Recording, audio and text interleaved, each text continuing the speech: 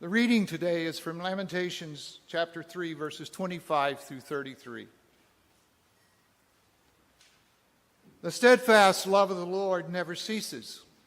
His mercies never come to an end. They are new every morning. Great is your faithfulness. The Lord is my portion, says my soul. Therefore I will hope in him. The Lord is good to those who wait for him, to the soul that seeks him.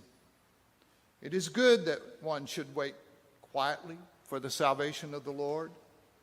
It is good for one to bear the yoke in youth, to sit alone in silence when the Lord has imposed it, to put one's mouth to the dust, to give one's cheek to the smiter and be filled with insults. For the Lord will not reject forever. Although he causes grief, he will have compassion according to the abundance of his steadfast love. For he does not willingly afflict or grieve anyone. The word of the Lord. Rami M. Shapiro writes, "The stories we tell about ourselves determine the quality of the selves we imagine we are. The stories we tell about others determine the quality of our relationship with them." It is so good to be back with you. I remember being here about a year ago. I remember the choir, and a lot of your faces look very familiar. It is a joy to be here. You know I'm a storyteller. Now, I was told that you're having a theme this year on the Lord's Prayer, and I was told to say something about forgive us our debts as we forgive our debtors. And as soon as I got that email, I'm sorry, you've got to listen to another story. In February of 1975, at the age of 22, I moved back from Dalton, Georgia, after spending an incredible 9 months living in a Christian community called the Ark on 2 houseboats in the harbor of Amsterdam, the Netherlands. The Ark was one of several communities known as the Dilaram Ministry. Dilaram is a Farsi word meaning peaceful heart. The Dilaram communities were known as Houses of the Peaceful Hearts. I returned to my hometown because I needed to attend to a health issue and complete a couple of courses so I could graduate from college. I needed a job. And so I secured one working in an office at one of the carpet mills in Dalton, Georgia. And many of you, or some of you may know, that Dalton touts itself as the capital carpet of the world. By the summer, I was going stir crazy. I felt trapped in the office. It was too confining. So I found another job with the Dalton, Georgia Water, Light, and Sewer Company. Now, having no skills, I was assigned to a crew that mainly did the scuzzy work that no one else wanted to do. The crew consisted of me, the fresh college student with no job skills, J.C., an illiterate man who was used to hard work, and Henry, a poorly educated man who really didn't want to work. Now, J.C. and Henry were both lifers. They had been at the job a long time, and they were putting in time until retirement. But my story's not about them. It's about Curley Patterson. Curley was a good old boy from the South. You do know I'm from the South, right? You've made that connection. And he happened to be efficient at repairing gas mains. He had his own company truck. He usually worked alone. But on occasion, when he needed help, I would be taken off my regular crew and assigned to him.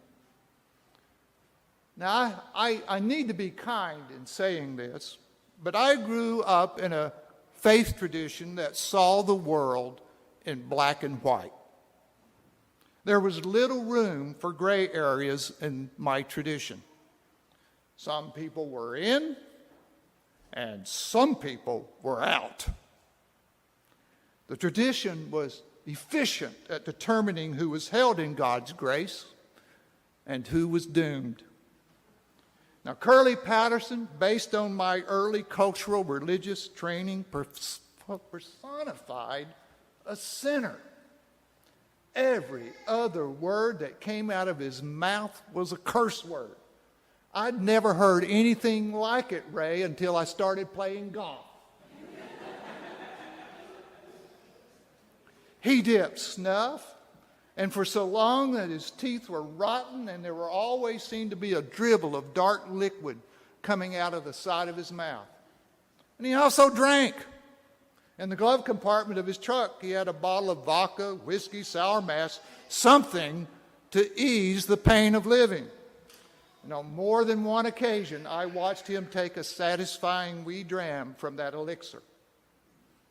Yep, Curley was one of the cursed, one of the wicked, one on whom God pronounced woes. We used to play horseshoes before work and at lunch. And somehow, in that exchange and watching Curley play horseshoes, he found out I like fresh vegetables and pickled beets. And one day after work, he invited me out to his house to see his garden and to give me some vegetables and pickled beets. And as soon as we drove into the driveway, his wife came out of the house, and they started at it. I had never heard such fussing and cussing in my life. It was just another mark on Curley's ledger as far as I was concerned. If there was anyone who ever needed saving, it was Curley Patterson. I worked for the Dalton Water, Light, and Sewer Department for about a year, and to this day I still consider it one of the greatest learning experiences of my life. Heck, I learned how to use a shovel. In the summer of 1976, I returned to Amsterdam for leadership training. I had wanted me and my team to be sent to Kathmandu, Nepal, or New Delhi, India, or Kabul, Afghanistan, the location of the first Dilaram House. We were hippies, Jesus people ministering to Western travelers in search of enlightenment. Do you know where they sent me and my team? To Hamilton, New Jersey. Nothing against New Jersey, but it's not Kabul, Afghanistan. They wanted to know if the Dilaram ministry and our idea of community would work in America. I was in New Jersey for about a year, a very eventful year. The people who lived at Hope House were grappling with all kinds of painful life experiences. Confusion over sexual orientation, domestic abuse, mental illness, the challenges of single parenting. I got to tell you, I was way in over my head. And during that year, I asked my childhood sweetheart to marry me. She said no. I was crushed. And in August of 1977, I fell deathly ill. And after 2 major abdominal surgeries and 62 days in the hospital, I returned to Dalton to recuperate. I'd lost 20 to 30 pounds, and my doctor at the time told me I had the blood chemistry of an old person. He advised me to rest, eat ice cream every day, and drink a beer. Now, this doctor obviously was not from the cultural religious background that I came from. I was lying on the sofa in the living room one day after being back a couple of weeks, and I heard a truck drive up in the driveway. I heard a door open and someone walking across the carport. My dad walked out of the garage to meet the visitor, and looking back, I assume they greeted each other and exchanged probably a brief conversation. I was overhearing it, but I only remember one sentence. One sentence. I heard the boy has had a rough time. I came by to see how he was doing and bring him some fresh vegetables and pickled beets. Yes, it was Curley Patterson. Now, I'm sure somebody, friends and relatives, maybe even somebody from the church came to visit me while I regained my strength. I know the girl who broke my heart didn't come. But I only remember one person. He was a sinner, the roughest man I had ever met. I do not have words for what happened in that moment other than the cliche. I would never, ever again judge a book by its cover. I've spent my whole life cultivating a heart and attitude that I pray and hope emulates the heart of God. Curley Patterson unknowingly helped shape my core theology, my understanding of grace, and the belief that there is a spark of the divine in all people, no matter how wounded. All people are the beloved of God, and that is what saves us. Not a saving or newborn transaction that allows us to view humanity as some are in and some are out. Within my worldview, as one writer put it, we are saved not by being privately perfect, but by being part of the body.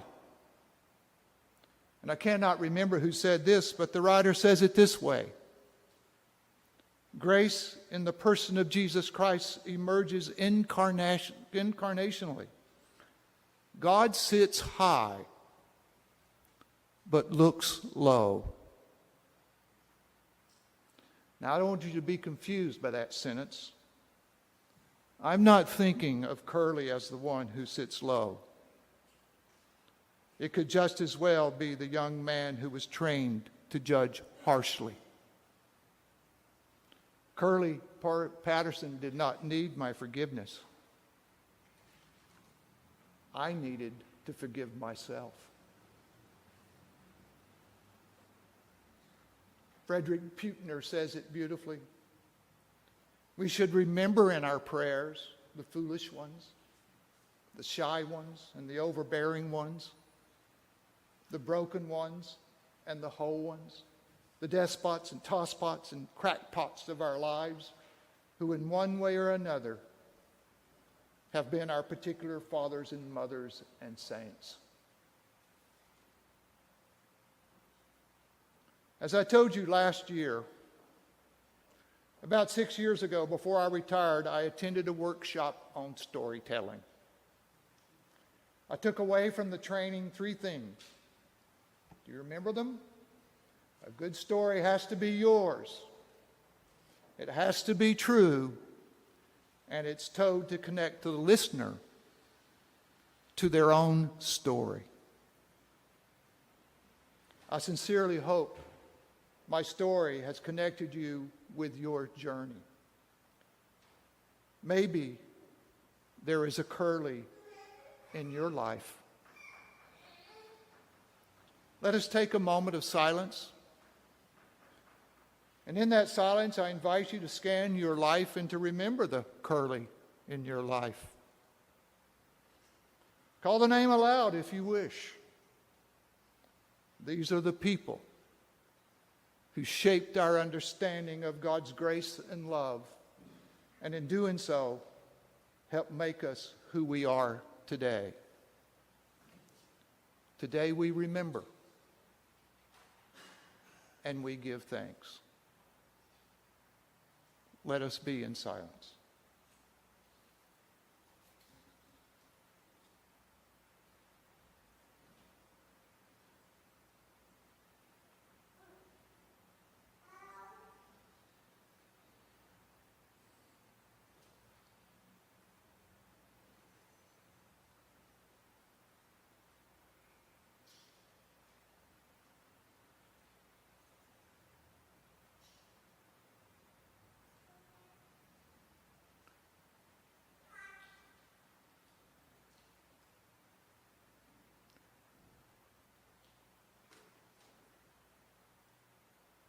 A different kind of call to the offering. You ready for it?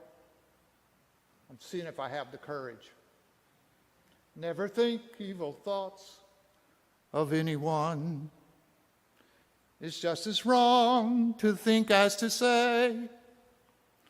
For a word that is unspoken, in God's eyes he sees it this way. In God's eyes, can't find the tune, we're like sheep in a meadow. Now and then a lamb goes astray, but open arms should await its returning. In God's eyes, he sees it this way. The ushers will receive the rest of the story. You didn't think it was over. And by the way, if you'll have me back, I promise not to sing. Willie Nelson does a much better job with that song than I tried to. Soon after I took the storytelling workshop, I developed my story about Curley Patterson.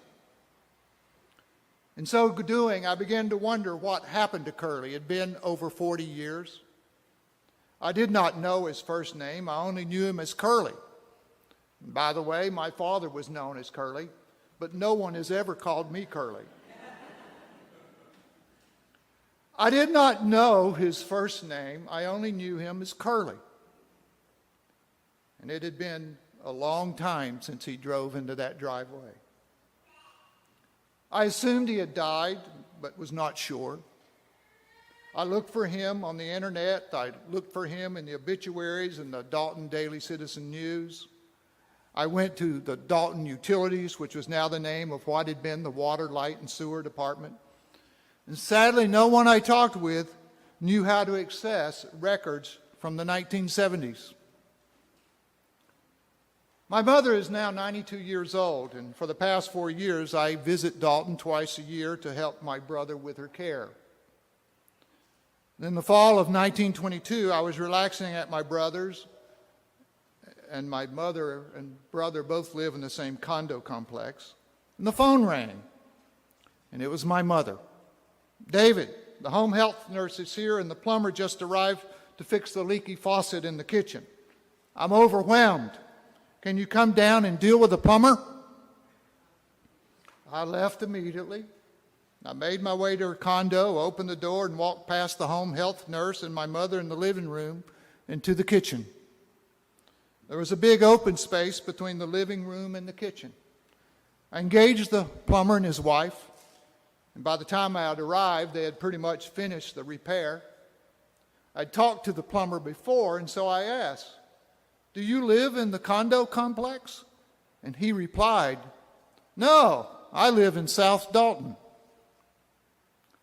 Dalton is in Whitfield County. The county has a population of over 100,000 people. The town itself has 35,000 people.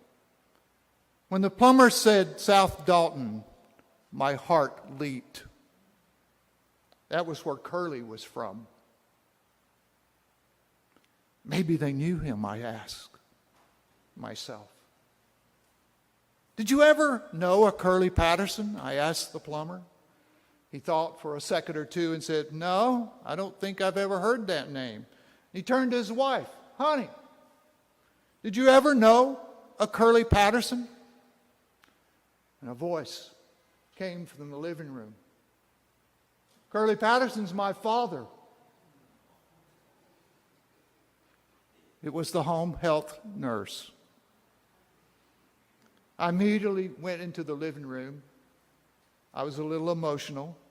The plumber and his wife saw it, made a quick exit. I introduced myself to the home health nurse, and we confirmed we were talking about the same person. It was hard for me to hold back the tears. Curley's act of kindness was the beginning of the transformation of my theology of who God is and how God sees our human journeys. Was this moment coincidence, or was it divine providence? I told Kathleen, Curley's daughter, the story I just told you. And Kathy told me that Wilbur and Curley Patterson had died in 2005. His tombstone is on the cover of your bulletins. She was very honest and confirmed that her dad had lived a hard life and was an alcoholic. He did leave a lot of pain and disappointment in his wake. She then explained that the wife I met on that fateful day I visited him, when he first gifted me with fresh vegetables and pickled beets, was not her mother. She was Curley's second wife after her mother and Curley's divorce. We reminisced, and I learned all about her life with Curley and her three siblings. And later I visited one of the sisters and told them the story. She then said something that I will never forget. Hearing your story, David, I need to tell you one thing that happened to Curley that I witnessed. When my mother, Curley's first wife, was dying in the hospital, Curley came to visit her. The marriage had been difficult. Curley was distraught, crying uncontrollably. And Kathleen says, he got down on his knees beside my mother's hospital bed, and he asked her for forgiveness.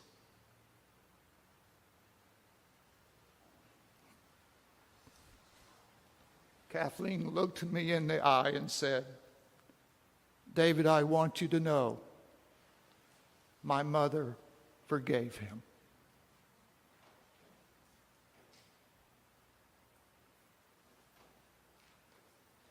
Forgive our debts as we forgive our debtors.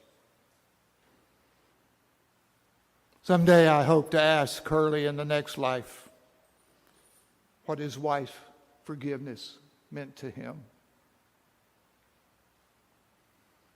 Steve Garnis Holmes writes, before God judges you, God loves you. Before God sees your sin, God sees your wound. Before God sees how you thrashed in the world, God sees what you are fighting for. Before God sees the awful things you do to survive, God wants you to survive. Before God punishes you, God protects you from further hurt, because God never punishes, but wraps gentle arms around you. God's judgment is always that you need more love.